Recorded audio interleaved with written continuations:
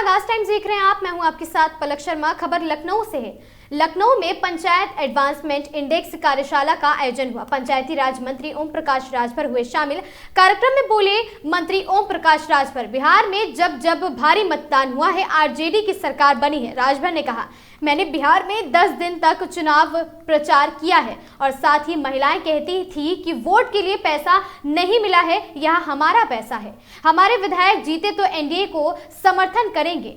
बिहार में यूपी का चुनाव काफी कुछ अलग होगा और कुछ नेता चुनाव में अपना प्रचार करते हैं। राजभर ने कहा, उनके ऊपर हमला कराकर हल्ला कराते हैं ये लोग।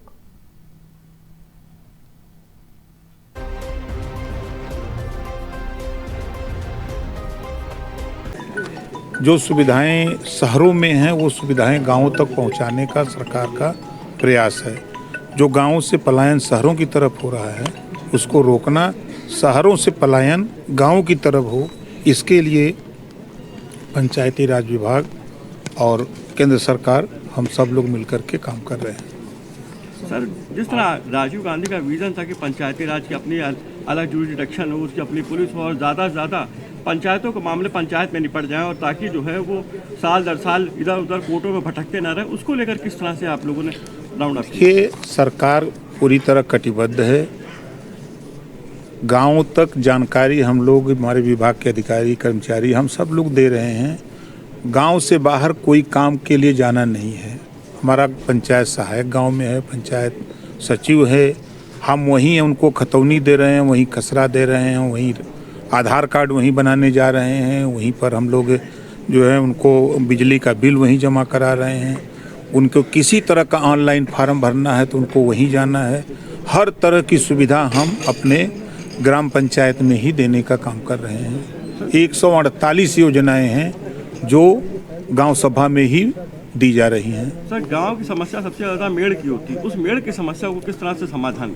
देखिए, भारत सरकार ने प्रयास किया कि ड्रोन कैमरे से सर्वेक्षण करा करके आपने देखा कि जो गाँव में ज़्यादा झगड़े आबादी लाइन में होते हैं तो उसका सीमांकन करके उनको घरौनी देने का अभियान बड़े पैमाने पर चला कि उनके नाम से हो गया तो वो विवाद खत्म हो जाए।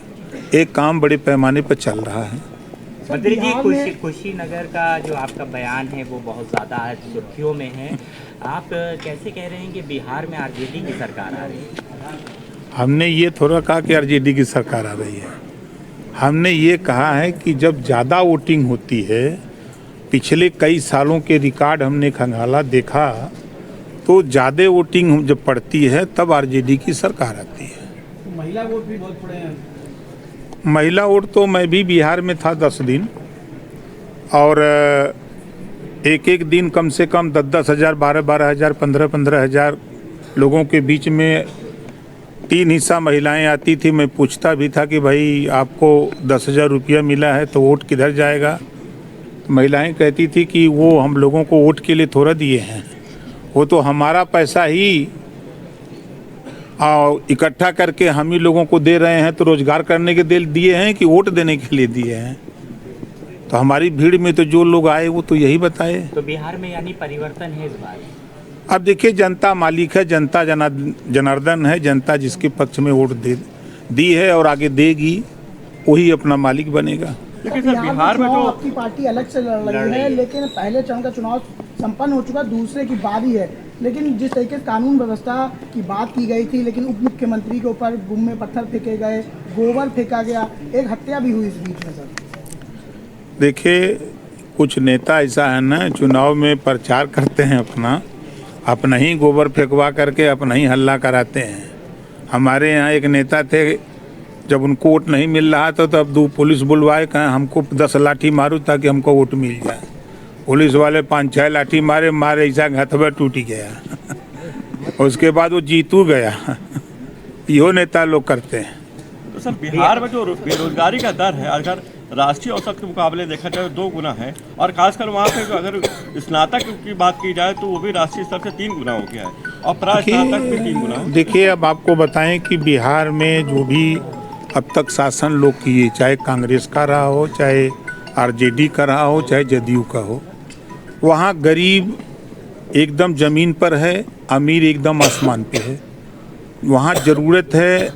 मैं तो देखा 10 दिन में, मैं हाला जा कर के वहाँ 20 साल से देख रहा हूँ, बसने के लिए ज़मीन नहीं है गरीबों के पास, और वो छत कहाँ बनाएगा। जब सरकार उनको बसने की ज़मीन की व्यवस्था नहीं कर पा रही तो शिक्षा कैसे दे पाएगी। अस्थाई तो हो तब ना वो विद्यालय जाए। बच्चों के लिए स्कूल नहीं है। आप जाइए बिहार, जरा घूमिएगा, तब आपको लगेगा कि गरीबों की हालत क्या है। नेताजी, बिहार चुनाव के नतीजे क्या यूपी में भी कुछ असर डालेंगे? देखिए, बिहार अलग है, यूपी अलग है। यूपी में नेतागिरी ज़्यादा है, बिहार में कम है। यहाँ गरीब भी जाग चुका है। मान्यवर कांशीराम जी आकर के यहाँ वंचित, शोषित, पिछड़े, दलित, अल्पसंख्यक को इतना जगह दिया है कि हर घर में नेता हो गए हैं। अभी बिहार में मैं तो घूम के आ रहा हूँ, अब 10-10 हज़ार, 15-15 हज़ार की भीड़ में 4 गो 5 गो हम लोग नेता बनाए, दूसरा नेता नहीं। जैसे उनको किसी चीज़ का ज्ञान ही नहीं है, सिर्फ वोट, चुनाव आ गया, हाँ भैया वोट देवे के, बस इतना जानते हैं। ना उनको शिक्षा के धुन है, ना रोजगार की चिंता है, ना अच्छे स्वास्थ्य के इलाज की व्यवस्था कैसे हो, इसकी नहीं। अब जागृति धीरे धीरे, इधर 2 साल हमने मेहनत किया है, तो जितने लोगों को समझा पाया है वो समझे हैं, उसका रिजल्ट भी आपको मिलेगा। 60 से ज़्यादा सीटों पर आपने भी चुनाव लड़ रहे हैं। अगर आपके विधायक जीतते हैं तो किसको समर्थन बिहार में जाने वाला है? एनडीए को। एनडीए को? ठीक। मंत्री जी, अखिलेश यादव कह रहे हैं कि महाराष्ट्र में जिस तरीके से भाजपा ने गच्चा दिया, इसी तरीके नीतीश बाबू को गच्चा दे देगी भाजपा। अब देखिए, अखिलेश बाबू के विषय में क्या बात करते हैं। अखिलेश जी जो है ना, शुद्ध रूप से भारतीय जनता पार्टी का काम करते हैं। आपने मध्य प्रदेश का भाषण सुना उनका? उन्होंने कहा ना कि कांग्रेस को वोट मत देना, बहुत चालू पार्टी है, और कांग्रेस के साथ रथ पे सवार हैं, है ना वहीं।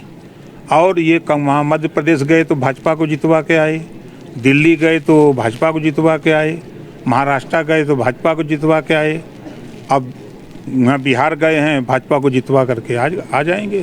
अब लौटी आए हैं। ठीक है।